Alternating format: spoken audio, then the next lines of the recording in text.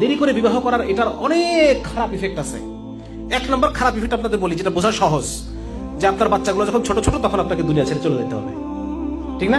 মাঝখানে একটা ভিডিও খুব ভাইরাল হয়েছে, হ্যাঁ একটা ভিডিও খুব মাঝখানে ভাইরাল হয়েছিল।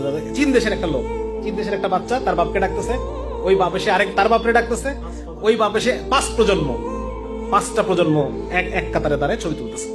বাচ্চা বলছে আব্বা আসো, ওর আব্বা আসতেছে। ও বাবা বলছে আব্বা আসো, ওর আব্বা আসে। আব্বা আসো, সে আব্বা আসতেছে। ঠিক আছে না? বাপের বয়স দেখা গেল 95। তো যাই হোক, মানে মোট কথা এটা যে যদি আমরা দেরিতে বিবাহ করি, তাহলে আশঙ্কা এটাই যে আমার বাচ্চা উপার্জনক্ষম হওয়ার আগেই, হ্যাঁ, যে আমার বাচ্চারা সবাই উপার্জনক্ষম, এটুকু দেখার আগে আমাকে দুনিয়া থেকে হয়তো চলে যেতে হতে পারে। হ্যাঁ, তো যার কারণে আমাদের আর্লি বিয়ে করাটা খুব জরুরি। 2 নম্বর হচ্ছে যে আগে আপনি যদি বিয়ে করেন, তাহলে পরে দেখেন, এটা আপনাদেরকে বলি, যদি মা বোনরা শুনতেছেন, কিন্তু এই জিনিসটা সবার জানা প্রয়োজন। সেটা হচ্ছে আমাদের মেডিকেল সায়েন্স যেটা বলে যে শারীরিক চাহিদার যে ব্যাপারটা, আমাদের ব্রেনের যেই অংশটাই শারীরিক চাহিদা নিয়ন্ত্রণ হয়, শারীরিক চাহিদার যে ব্যাপারটা, পুরুষের এই জিনিসটা মহিলাদের চেয়ে 2.5 গুণ বেশি বড়। বুঝতে পারছেন?